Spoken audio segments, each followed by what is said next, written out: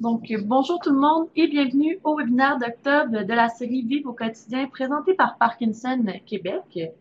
Ce programme de 6 conférences porte sur des sujets reliés à la maladie de Parkinson. Je m'appelle Claudine Naël, je vais être votre modératrice pour l'événement et je tiens à vous remercier d'être présent pour la présentation. Le webinaire d'aujourd'hui va nous permettre de répondre à la question suivante. Soutenir les proches aidants, quelles sont les solutions pratiques? Tout d'abord, j'aimerais vous présenter notre conférencière d'aujourd'hui, Madame Lynn Baudet. Madame Lynn Baudet détient un doctorat en sciences infirmières de l'Université de Montréal. Conseillère senior en soins spécialisés au CHUM, elle est aussi professeure associée à la Faculté des sciences infirmières de l'Université de Montréal et chercheur associé au Centre de recherche du CHUM. Ses intérêts cliniques d'enseignement et de recherche sont orientés vers les personnes et les familles vivant avec une maladie neurologique, de même que vers les équipes soignantes et interdisciplinaires. Avant de lui succéder la parole, je vais juste vous informer qu'en bas à gauche, vous avez une section où vous pouvez poser vos questions.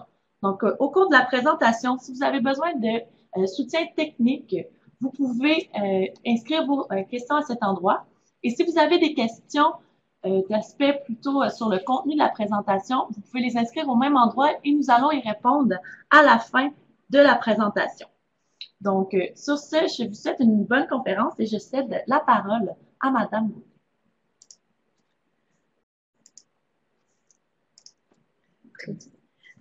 Alors, bonjour à tous et à toutes. Je suis très heureuse d'être avec vous aujourd'hui pour ce webinaire qui porte sur des solutions pratiques pour les proches aidants. Alors, en lien avec ma présentation d'aujourd'hui, je veux juste vous dire que je n'ai aucun conflit d'intérêt potentiel à rapporter. Ce webinaire a été développé et présenté de façon libre et bénévole.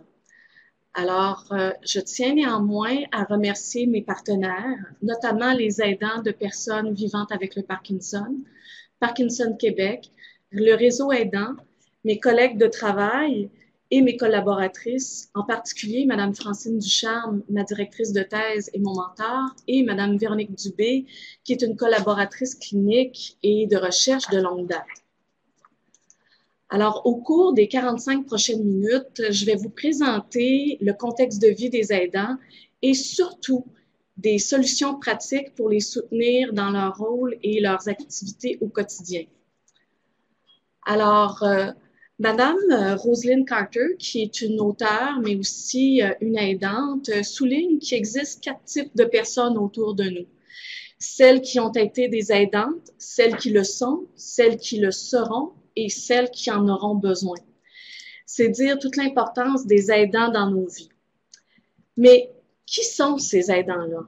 Alors, au Québec, en 2012, sur 8 millions de personnes, le cours et la statistique, l'Institut de la statistique du Québec nous mentionne que sur 8 millions de personnes, il y en avait 1 675 700 aidants qui consacraient 5 heures et plus par semaine à l'accompagnement, mais aussi au soutien de leurs proches. Toujours au Québec, Fleury et l'Institut de la statistique du Québec mentionnent que sur les 8 millions de personnes, si on regarde le groupe des 45 à 64 ans, il y a 4 femmes sur 10 qui sont des aidantes comparativement à 3 hommes sur 10. Ces aidants-là accompagnent en moyenne de 2 à 3 personnes, en plus de leurs enfants, et on les appelle la génération sandwich. Dans le groupe des personnes qui sont âgées de plus de 65 ans, il y a autant d'hommes que de femmes qui sont des aidants dans une proportion de 2 sur 10. Et en général, ils accompagnent une personne et habituellement, c'est le conjoint ou la conjointe.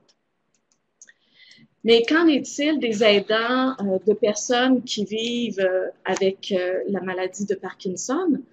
En 2014, il y a une étude pan-canadienne qui a été entreprise et qui nous révèle que 81% du soutien qui est offert à la maison est assuré par les aidants. Donc, il y a une petite proportion qui est assurée par les services publics et privés. La majorité des aidants sont des femmes, des conjointes, des filles, une amie. Le tiers consacrent plus de 22 heures par semaine à accompagner et à soutenir un proche. Ce qu'on sait également, c'est que 28% expriment des sentiments de détresse psychologique et seulement un quart utilisent ou font appel à des services de soutien à domicile.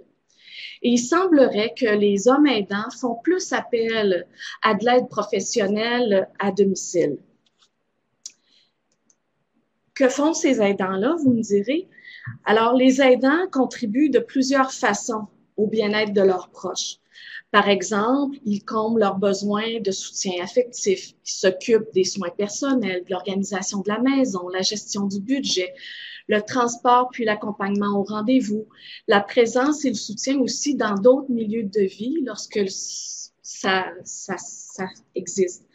Alors, ils assurent toutes ces activités-là auprès de leurs proches pendant des dizaines d'années, voire une trentaine d'années. Alors, c'est vraiment une très, très longue carrière. On le sait, il est facile pour les aidants de s'oublier dans le tourbillon de toutes ces activités-là qu'elles ont à assumer ou qu'ils ont à assumer auprès de leurs proches au quotidien. Et l'impact sur les aidants devient parfois une dure réalité pour certains.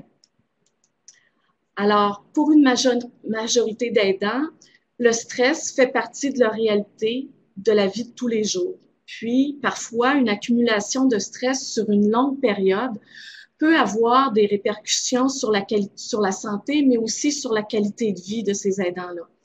Et pourtant, la santé, c'est l'atout le plus précieux que possèdent les aidants pour continuer à prendre soin d'un proche. D'où l'importance d'utiliser des solutions pratiques pour éviter l'épuisement et la détresse physique et psychologique. Alors, ce webinaire-là s'adresse aux aidants et vous est destiné. Il vise à vous outiller face aux défis quotidiens liés à votre rôle grâce au partage d'expériences avec d'autres aidants qui vivent une situation similaire à la vôtre, mais aussi grâce à une proposition de solutions pratiques et de ressources pour vous soutenir et pour préserver votre qualité de vie. Parce qu'être aidant, c'est utile de savoir s'entourer puis de demander du soutien. C'est aussi important de se garder un espace pour le plaisir afin que la maladie ne prenne pas toute la place dans vos vies. Et comme le disent si bien de nombreux aidants que je côtoie, c'est qu'on n'est pas des super-héros, alors n'attendons pas d'être au bout du rouleau pour pouvoir demander de l'aide. Alors, au cours des prochaines minutes, je vous présenterai les 8 solutions pratiques jugées les plus pertinentes par les aidants lors d'entrevues, de recherches, de rencontres et d'échanges que j'ai eus avec eux dans mes travaux de recherche, dans mes activités cliniques, mais aussi dans mes collaborations avec d'autres chercheurs. Et il y a aussi des trucs et astuces qui proviennent également d'études antérieures. Alors, pour commencer, ce que nous disent les aidants, c'est qu'il est primordial de se reconnaître comme aidant, mais aussi de se respecter. Être aidant, ça comporte bien des responsabilités, mais aussi des droits. Et le premier dont les aidants me parlent, c'est de se débarrasser de notre culpabilité. Pour continuer à prendre soin de votre proche, vous avez le droit de prendre soin de vous, de rechercher de l'aide extérieure, de respecter vos limites, de poursuivre des activités qui sont satisfaisantes, aussi d'exprimer des émotions puis des difficultés quand ça arrive. Mais surtout, d'être fier de ce que vous accomplissez et aussi d'applaudir vos succès pour accompagner pendant si longtemps votre proche. Le deuxième conseil qui est formulé par les aidants consiste à s'informer pour comprendre et aussi pour agir. Par exemple, s'informer sur la maladie, ce que vit votre proche, ce que vous vivez également en tant qu'aidant et quelles sont les ressources qui sont disponibles. Il y a plusieurs avantages à être bien informé. Vous savez, notre système de santé québécois, mais à travers le Canada, est en transformation. Et pour les aidants, c'est pas toujours facile de se retrouver dans le labyrinthe du système de santé puis des services qui sont offerts. Qui contacter, comment faire, etc. Et d'être bien informé, ça nous aide aussi à accroître nos sentiments de confiance en nous, mais aussi de développer tranquillement, pas vite, la confiance aux autres.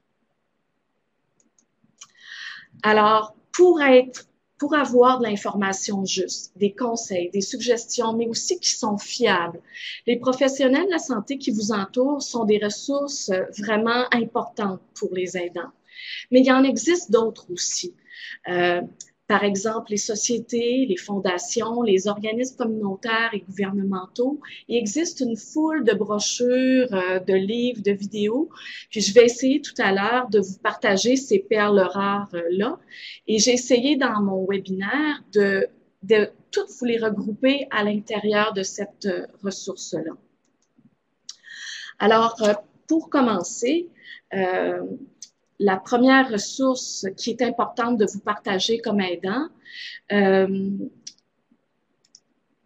OK.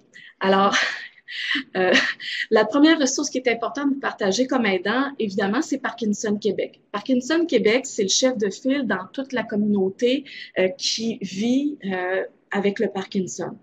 C'est le porte-parole provincial des regroupements de toutes les régions et cet organisme offre de la formation, des conférences comme celle d'aujourd'hui, une ligne d'information et de soutien, des groupes de soutien et d'exercice, mais Parkinson Québec s'occupe également non seulement de la défense des droits des personnes qui vivent avec le Parkinson, mais aussi des proches aidants.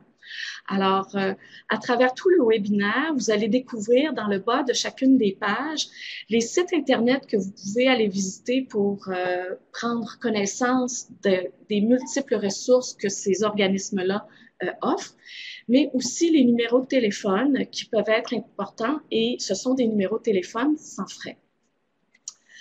La deuxième ressource que je tenais à vous partager aujourd'hui, c'est l'appui. L'appui pour les proches aidants d'aînés. Alors, en 2009, la famille Lucie et André Chagnon, ainsi que le gouvernement du Québec, ont créé un fonds de 200 millions de dollars sur 10 ans pour soutenir les proches aidants. Et l'appui national et ses appuis dans chacune des régions du Québec agissent avec les acteurs locaux selon les priorités particulières de chacune des régions.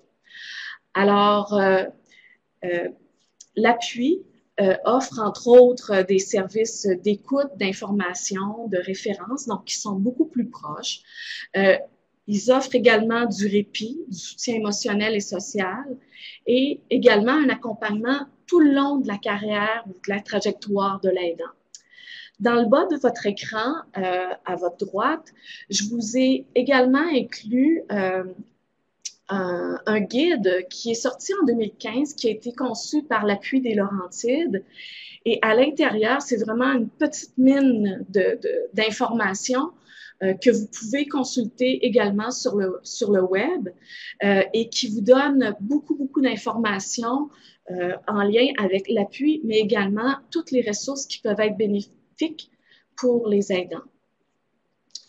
Le réseau aidant, alors, le réseau aidant, c'est un grand réseau d'apprentissage à distance, pan-canadien, et qui offre un soutien aux aidants et à leurs proches. Ce réseau-là, sur lequel on est présentement, il présente des événements d'apprentissage tels que les webinaires d'aujourd'hui. Leurs activités sont gratuites et sont facilement accessibles soit par téléphone ou par Internet, puis ils peuvent être visionnés en tout temps par les visiteurs ou les abonnés. Alors, le réseau aidant offre des ateliers de santé et bien-être, fait un partage d'idées et de ressources et, encore une fois, vous avez les coordonnées sur votre écran. Une autre ressource qui est fortement aidante, c'est l'Association des bibliothèques publiques du Québec. Alors, cette association-là a développé dans la dernière année, depuis 2015, un programme qui s'appelle Biblio Aidant.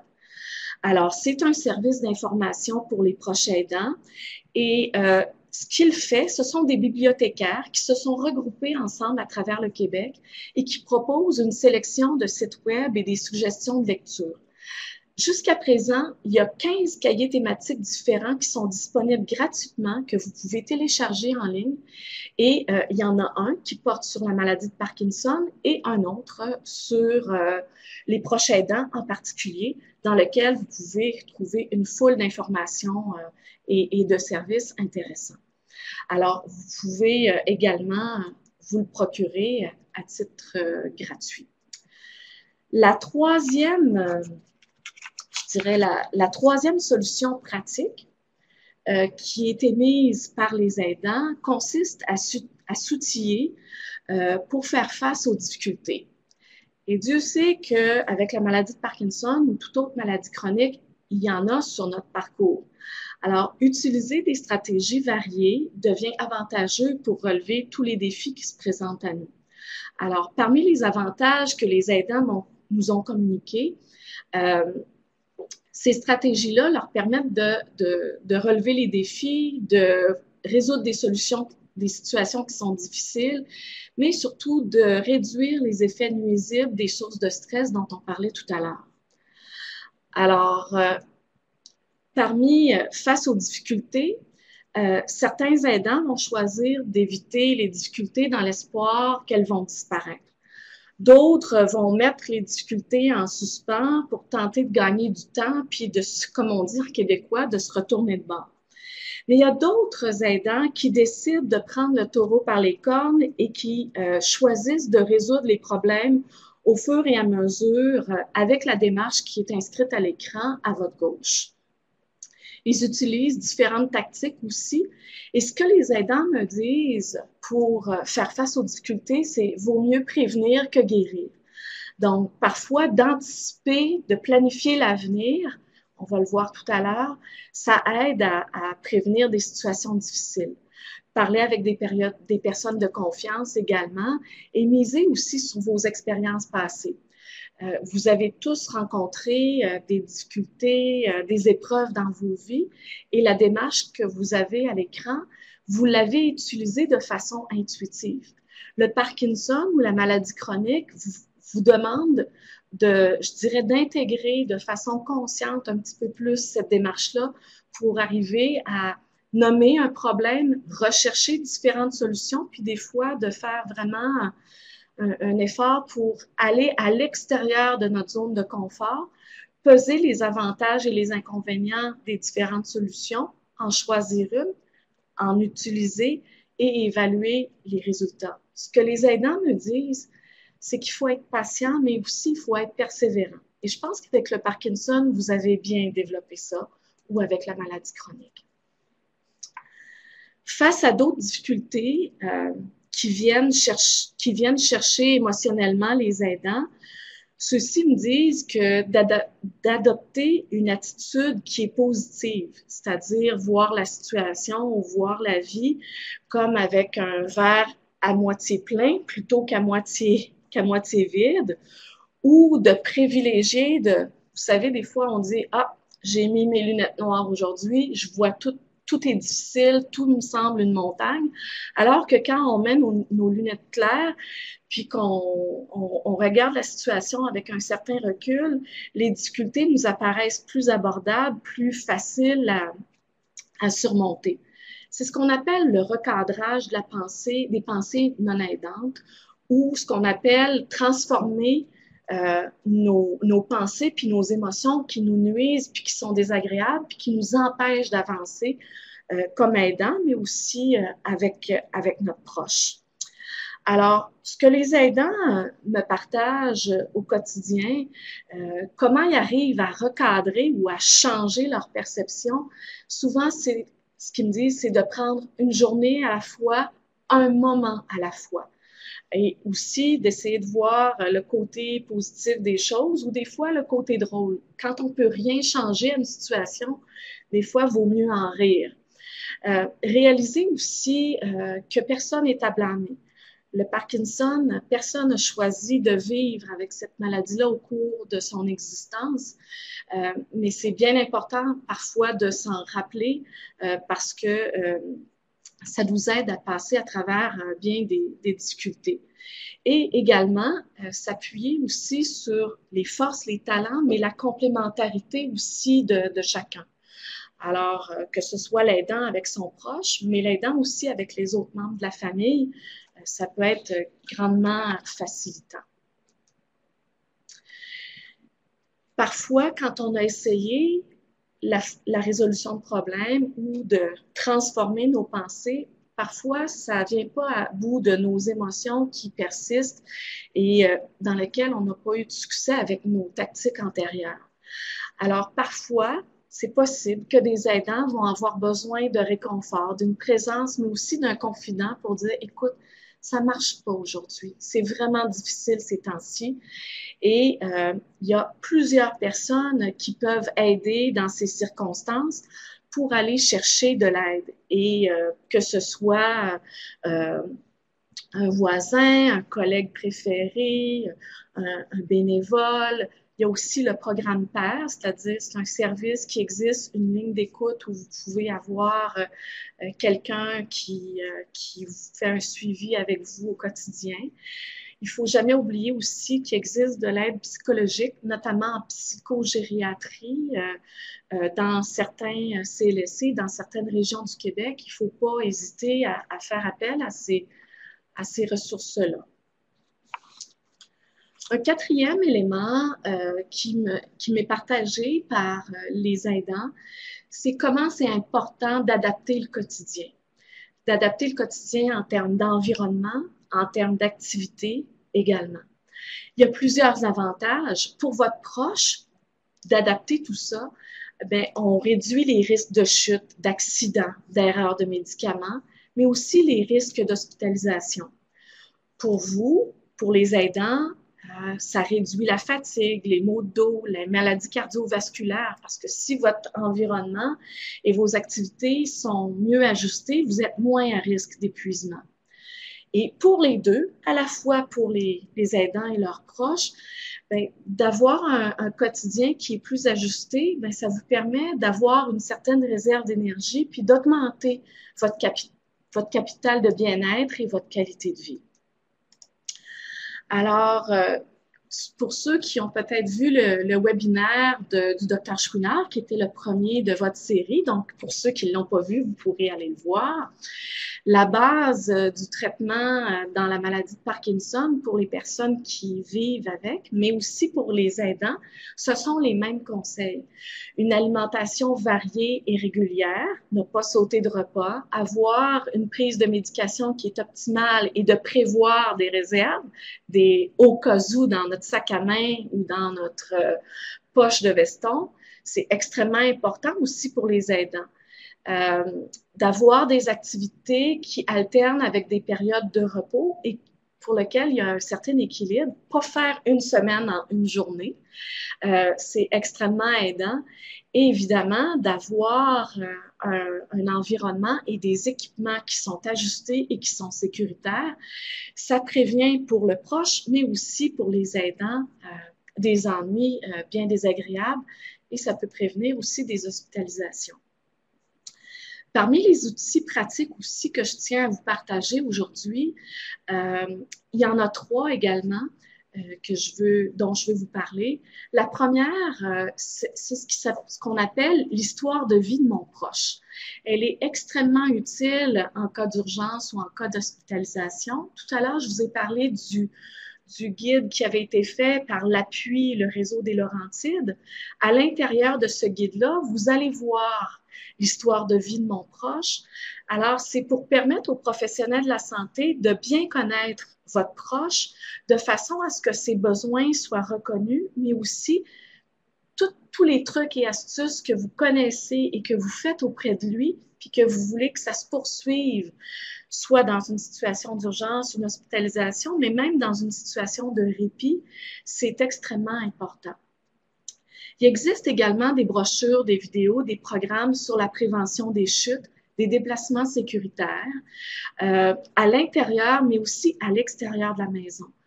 C'est important pour votre proche, mais pour les aidants, c'est extrêmement utile. Je vous donne un exemple, le programme intégré d'équilibre dynamique qu'on appelle le programme PIED. qui est accessible dans plusieurs régions du Québec où vous pouvez apprendre à prévenir, mais aussi à gérer puis à vous relever suite à une chute, c'est extrêmement important. Le dernier outil sur cette diapositive-là, ce sont les outils de rappel de la prise de médicaments. Alors ça évite bien des arguments et les cycles où votre conjoint ou votre proche vous trouve bien achalant de lui rappeler toujours ses médicaments. Alors, que ce soit les piluliers avec un emballage, avec des petites alvéoles en plastique qui sont plus faciles à ouvrir, les 10 piles, les alarmes, les journaux de fluctuations motrices sont extrêmement importantes. Et dans les guides dont je vais vous parler aujourd'hui, vous allez voir, il y a toute une foule d'alarmes qui se sont développées dans les 5 dernières années qui sont vraiment intéressantes et que vous pourriez mettre à contribution pour faciliter votre qualité de vie, mais aussi votre tranquillité d'esprit. La 5e solution pratique qui est proposée par les aidants que je rencontre, c'est prendre soin de soi. Alors, il y a plusieurs avantages à tout ça. Bien sûr, ça nous permet de continuer à prendre soin de votre proche, mais aussi ça vous permet de faire des activités puis de voir des personnes qui vous font du bien, que ce soit avec votre proche ou seul, et de préserver votre santé physique et mentale. Alors, je vous présente ici différentes paroles d'aidants qui me communiquent de façon ponctuelle. Alors, ce qu'ils voulaient vous partager quand je leur disais, mais qu'est-ce qu'il faut que je leur donne comme conseil aux aidants, mais aussi peut-être aux professionnels de la santé qui nous écoutent? Alors, la première chose qu'ils nous disent, c'est soyez bon envers vous-même, sans culpabiliser. Trouvez un coin paisible pour vous reposer et récupérer, ne serait-ce que 30 minutes. Ça peut faire des merveilles. Vous savez, le petit power nap qu'on peut faire après le dîner ou entre le souper et la vaisselle, ça peut être, je dirais, ça peut nous donner un regain d'énergie quand on a eu une journée bien occupée. Un troisième conseil qu'ils m'ont partagé, c'est organisez-vous un système d'autorécompense. À moi, de moi. Un petit plaisir à chaque jour, ça nous aide à passer à travers aussi des moments qui sont plus tendus parfois. Il y avait beaucoup de choses à vous dire et qui voulaient que je vous partage aujourd'hui. Un autre élément qui me mentionne, c'est soyez votre meilleur ami. Suivez les conseils que vous lui donneriez. Combien de fois quelqu'un vous demande votre avis, vous êtes plein d'idées débordantes pour autrui, mais quand ça vient le temps pour l'appliquer pour vous, et je m'inclus à l'intérieur de ça, on est notre pire ennemi. Alors, soyez votre meilleur ami et respectez vos limites. Revisez aussi vos priorités et dites non à certaines demandes. Soyez aussi flexible dans votre routine. Vivre avec la maladie de Parkinson ou une maladie chronique, c'est vraiment une vie parfois réglée au quart de tour avec la médication. Mais parfois, d'avoir un petit imprévu, d'accepter une invitation comme ça spontanée, ça peut faire du bien. Apprenez à demander et à recevoir de l'aide comme vous en offrez si souvent. Combien de fois les aidants vous donnent, et c'est si facile de donner, mais si difficile de recevoir. Alors, soyez indulgents envers vous. L'important, enfin, c'est de briser l'isolement. Vous n'êtes pas seul et il y a des ressources qui existent. Alors, les premières ressources, et ça, les études le démontrent aussi, les premières personnes vers qui les aidants vont se tourner, c'est pas les services professionnels, c'est leur famille, c'est leur entourage. Et c'est quoi les avantages de mobiliser vos proches? Ben, c'est de miser sur les forces puis les talents puis la complémentarité de chacun. Mais c'est aussi de trouver des solutions gagnantes pour tous et prendre des décisions qui sont le plus communes possible. Alors, au centre de cette illustration-là, il y a votre famille, il y a vos amis, il y a vos collègues, il y a vos voisins. Et ce que je vous invite à faire dans les prochains jours, c'est de réfléchir. Qui est autour de vous? Qu'est-ce que vous auriez besoin et en quoi ces personnes-là pourraient vous être utiles? quand est-ce que vous pourriez solliciter leur aide ou leur appui, puis comment vous pourriez faire ça? Parfois, vous avez aussi probablement reçu des offres que vous avez refusées. Mais souvent, les gens sont très bien intentionnés et ils attendent juste un petit coup de fil, un courriel, un texto de votre part. Alors, faites le tour de votre entourage lorsque vous avez des moments où vous auriez besoin de les mettre à contribution. Les aidants tenaient aussi à ce que je vous partage d'autres trucs. Alors, ne restez pas seul. Osez demander de l'aide. Et aussi, organisez des échanges et des conférences par téléphone ou par Internet. Hein? Vous connaissez peut-être le site Skype ou peut-être si vous êtes déjà sur Facebook avec Facebook Messenger, vous pouvez vous voir. Alors, ça permet de rejoindre vos proches qui sont loin, qui sont à distance, mais qui pourraient s'impliquer auprès de vous. Alors, ils pourraient rechercher des ressources à distance pour vous. Il y a des choses que même s'ils sont loin géographiquement, ils pourraient aussi apporter votre contribution. Parfois, c'est nécessaire de créer un conseil de famille quand ça devient plus difficile. Puis c'est souvent un excellent moyen ou un excellent soutien moral pour chacun dans des épreuves difficiles. Et si vous trouvez que vous avez des moments difficiles ou que vous avez des questionnements, bien, vous pouvez faire appel à un intervenant qui pourrait participer au conseil de famille. Vous pouvez communiquer avec le service Info Aidant de l'appui, dont je vous ai parlé tout à l'heure, qu'il y a des ressources dans toutes les régions du Québec, afin qu'un des conseillers vous soutienne dans vos démarches quand vous avez un conseil de famille à organiser. Alors, ce sont des personnes ressources extrêmement précieuses. Le 7e, quand on fait le tour de nos familles, parfois, il est nécessaire aussi de connaître des ressources extérieures, professionnelles ou privées, pour y accéder. Et faire appel à ces ressources-là comporte aussi plusieurs avantages. Ça peut vous aider à prévenir l'épuisement, augmenter votre qualité de vie, mais aussi améliorer votre sécurité physique et votre tranquillité d'esprit. Parmi les organismes communautaires publics qui existent, le CLSC est vraiment la porte d'entrée de notre réseau de santé. Alors, grâce au téléphone 811 ou via le site qui s'appelle Portail Québec du ministère de la Santé puis du gouvernement du Québec, je vous invite à localiser le CLSC de votre quartier et d'y aller, de voir quelles sont les ressources qui sont autour de vous. Il existe aussi des centres de réadaptation, des centres de jour, des hôpitaux de jour qui peuvent répondre à différents besoins, mais aussi qui peuvent, je dirais, vous guider pour répondre à vos besoins de soutien, que ce soit des besoins de soutien informationnel, matériel, une présence, etc. Le CLSC demeure vraiment la porte d'entrée. Comment ça fonctionne? Comment on achemine une demande à un CLSC? Alors, on peut loger un appel au guichet d'accès, ce qu'on appelle parfois le guichet unique, où il y a une évaluation de vos besoins d'aidant qui est faite soit par téléphone ou en personne. Votre demande est accueillie, ils vont compléter avec de l'information.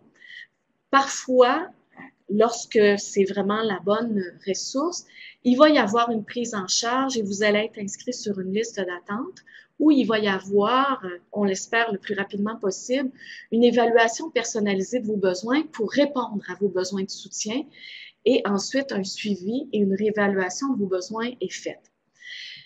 Si le CLSC n'est pas je dirais, la ressource qu'il vous faut, à ce moment-là, ils vont vous orienter vers une autre ressource. Alors, comme je vous disais, le CLSC est vraiment la porte d'entrée pour vous offrir de l'aide, des soins, des services, que vous ayez accès à du matériel, du répit, du transport, des crédits d'impôt de toutes sortes. Alors, le CLSC est en lien avec des entreprises d'économie sociale, la Popote roulante, des centres d'action bénévoles. Ils peuvent aussi vous aider avec vos professionnels de la santé, votre médecin de famille ou votre médecin spécialiste, d'avoir accès à du transport adapté ou à une vignette de stationnement, ou à avoir des services pour l'adaptation de votre véhicule ou d'un domicile. Alors, c'est vraiment important de bien connaître votre CLSC et quelles sont les ressources particulières ou spécifiques qui sont dans votre quartier. Quand on veut accéder à des, je dirais, hormis les soins, le matériel, etc., parfois vous allez avoir besoin d'accéder à des services d'ordre légal. Alors, quels sont je dirais, les endroits ou les ressources qui existent pour vous? Eh bien, il y a la Chambre des notaires du Québec. Je vous ai mis les coordonnées par téléphone et par Internet. Ils ont une section particulière pour les aidants où il y a déjà des listes de questions, par exemple les questions les plus fréquemment posées par les aidants qui ont été répondues par la Chambre des notaires, mais il y a aussi, vous pouvez également poser certaines questions. Un autre site que je vous conseille fortement d'aller visiter, ça s'appelle Éducaloi. Éducaloi, c'est un site Internet de soutien légal, juridique, qui a pour but, qui a été développé, je crois, dans le début des années 2000, et c'est un site de vulgarisation de la loi. Et ils ont, je dirais, une section extraordinaire qui porte sur les proches aidants et comment la loi vous outille. Alors, à l'intérieur de tout ça, vous avez plusieurs rubriques sur, par exemple, les crédits d'impôt, toutes sortes de questions que vous pouvez vous poser en lien avec le mandat d'inaptitude, le testament biologique, les soins de fin de vie, etc.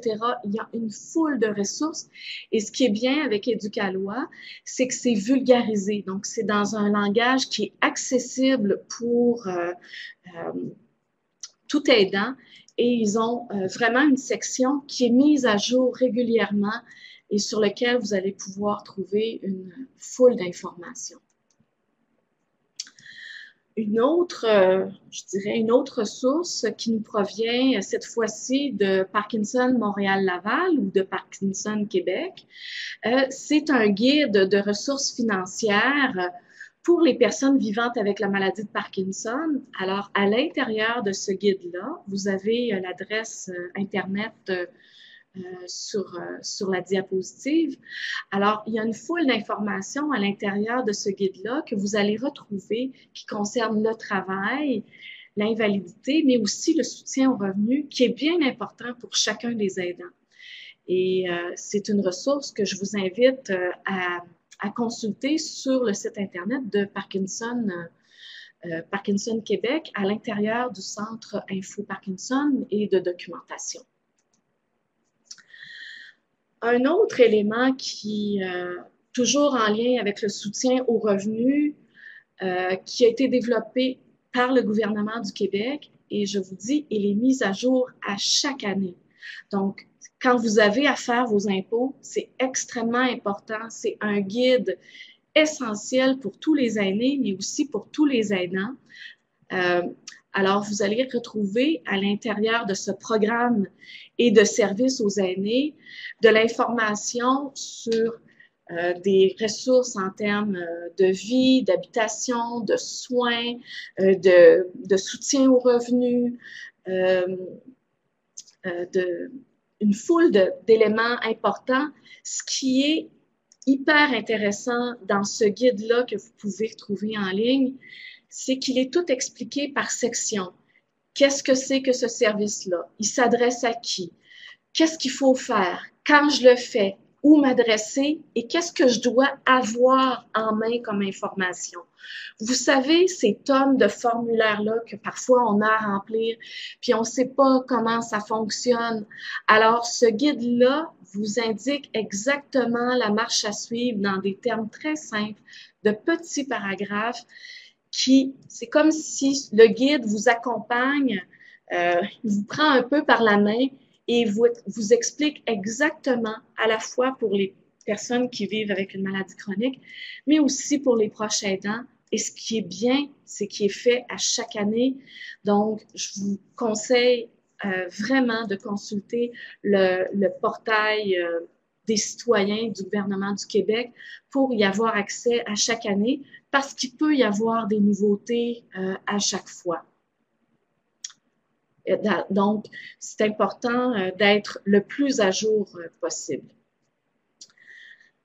Enfin, la 8e solution pratique que les aidants souhaitent vous partager, c'est comment il est important de partager l'avenir. L'avenir avec mon proche, mais aussi l'avenir avec une condition évolutive. Lorsqu'on est un aidant, puis lorsqu'on vieillit également, mais parfois on se retrouve avec 2 personnes avec des problèmes de santé chronique. Vous savez que passé l'âge de 75 ans, la majorité des personnes, on va vivre avec 2, 3, 4 conditions chroniques. Donc, de planifier cet avenir-là, les aidants me transmettent que c'est une stratégie qui est extrêmement importante. Pour s'ajuster progressivement, pour procéder étape par étape, d'éviter d'être, je dirais, de réagir en situation de crise, mais plutôt d'agir et de rester en contrôle, de planifier son avenir et d'être en mesure de prendre des décisions au fur et à mesure qui nous concernent, nous et notre proche. Alors, de discuter des préférences de mon proche ou de votre proche entourant son futur, incluant sa fin de vie et ses soins, mais aussi d'en discuter pour nous, parce que comme aidant, on n'est pas à l'abri nous-mêmes d'un accident ou d'une situation difficile. Ce que les aidants mentionnent également, mais ce que nos études également nous mettent en évidence, c'est d'examiner différentes possibilités pour offrir un milieu de vie qui est adapté aux besoins de votre proche, mais aussi à vos capacités, que ce soit vos capacités financières, mais aussi vos capacités physiques. Alors, il existe différents types d'adaptation. Plusieurs sont certifiés par le ministère de la Santé et des Services sociaux. Donc, dans le guide précédent dont je vous parlais tout à l'heure, qui est fait par le gouvernement du Québec, vous avez un lien qui vous permet de vous orienter vers les milieux de vie qui sont accrédités par le ministère. Vous pouvez aussi choisir de vous faire accompagner dans vos démarches par un intervenant social du CLSC. Les travailleurs sociaux sont les intervenants, je dirais, clés lorsque vous planifiez votre avenir, mais aussi vous pouvez planifier votre avenir en joignant un programme qui est destiné spécifiquement aux aidants. Et je vous en parle de 2 programmes qui sont accessibles sur le web. Le premier s'appelle Message. Message, c'est un programme de formation à la gestion du stress pour les aidants. C'est destiné aux aidants d'un proche âgé de plus de 65 ans en perte d'autonomie physique ou cognitive. Et l'objectif de ce programme-là, c'est d'aider les aidants à gérer le quotidien et le stress qui est lié à leur rôle. Il y a un deuxième programme qui s'appelle « Devenir aidant, ça s'apprend ». Celui-là, il est destiné aux proches âgés diagnostiqués avec une maladie d'Alzheimer ou d'une maladie apparentée. Je vous parle de ce site-là parce qu'on sait très bien qu'avec la maladie chronique, mais avec le vieillissement de tout individu, il n'y a personne qui est à l'abri d'une démence ou de déficience cognitive. Alors, ce programme-là, Devenir aidant, a pour objectif de mieux comprendre la maladie, les déficiences cognitives, mais aussi de trouver des façons pour faire face aux difficultés qui peuvent survenir. Ces formations-là, alors ces programmes-là offrent des formations qui sont disponibles gratuitement dans le cadre d'un projet de recherche soutenu par l'appui national. Chacun de ces programmes-là offre 7 sessions web qui sont individuelles, de 60 à 90 minutes chacune. Il y a une session par semaine qui est faite par l'aidant dans le confort de son domicile, à l'heure qu'il veut, au moment. Et il est accompagné, l'aidant peut être accompagné par une infirmière. C'est une tutrice en ligne qui n'est pas qui n'est pas avec vous en même temps que vous, mais qui est disponible 3 fois par semaine et qui vous fournit de l'information et qui répond à vos questions ou qui vous donne un feedback, une rétroaction sur les différents modules qui vous sont offerts. C'est accessible 24 heures sur 24, 7 jours sur 7. Vous avez besoin d'un nom d'utilisateur, comme un pseudonyme, avec un mot de passe. Et ce qui est intéressant avec ces programmes en ligne-là, c'est que vous avez aussi accès à un forum de discussion entre pairs. Donc, vous êtes des aidants ensemble où vous pouvez vous échanger des trucs. Alors, chaque session a un thème particulier. Par exemple, il y a un thème qui porte sur... tout à l'heure, je vous ai parlé de la résolution de problèmes, du recadrage, de la communication, comment on communique avec les intervenants de la santé, comment j'accède à des ressources, comment j'y fais appel. Ces programmes-là en ligne vous guident dans ces démarches-là de façon individualisée. Alors, les résultats de ces programmes-là, alors, ils ont été évalués à l'intérieur d'études, et ce que les aidants nous mentionnent, c'est que ces programmes-là leur ont permis d'augmenter leur confiance dans leur rôle d'aidant. Ils ont l'impression de recevoir plus de soutien de leur entourage. Leur perception à l'égard du stress a aussi diminué à la suite des programmes et les aidants aussi ont appris à utiliser des stratégies différentes et plus adaptées à leur situation qui change au fil du temps. Alors, pour avoir accès ou pour en savoir plus quant à ces programmes-là, vous avez les coordonnées des personnes responsables et des coordonnateurs auxquels vous pourrez vous référer si c'est d'un intérêt pour vous. Alors, en conclusion, les éléments clés à retenir de ce webinaire, c'est que votre contribution comme aidant est inestimable pour votre proche, mais aussi pour toute la société. Imaginez si on enlevait le 80% du soutien que vous offrez à domicile à vos proches et qu'on ramenait ça dans le système de santé. Donc, il faut, je dirais, être reconnaissant de tout ce que vous faites auprès de votre proche, mais aussi pour toute la société. Votre rôle et vos responsabilités sont multiples et comportent des risques qui sont connus pour votre santé, mais aussi pour votre qualité de vie. Ce que j'ai essayé de vous apporter dans ce webinaire-là, c'est que néanmoins, il existe des solutions pratiques et de nombreuses ressources afin de vous soutenir au quotidien. Et j'ai essayé de le regrouper dans une même présentation. Parmi les 8 solutions pratiques qui vous sont proposées dans ce webinaire-là, peut-être que vous en utilisez déjà certains. Ce que je vous encourage à faire, c'est de poursuivre en ce sens-là et à faire appel aux ressources puis aux services qui sont disponibles. Essayez aussi, au cours des prochaines semaines, des nouvelles solutions pratiques. Vous allez voir, ça va vous permettre de vous aider, mais aussi de préserver votre santé et votre équilibre de vie comme personne et comme aidant. Alors, je vous remercie beaucoup. Je vous invite à partager vos trucs entre aidants, mais aussi avec vos groupes de soutien, Parkinson Québec, le réseau aidant. Diffusez-le parce que c'est comme si on forme une grande famille, une communauté de pratiques, et plus on va partager nos trucs, plus votre santé et votre qualité de vie va mieux se porter. Merci beaucoup. Et je suis prête pour les questions. J'ai pas trop dépassé, un petit 4 minutes. Donc, si vous avez des questions ou même si vous avez des trucs à nous partager, vous pouvez les inscrire dans la séance de clavardage en bas à gauche.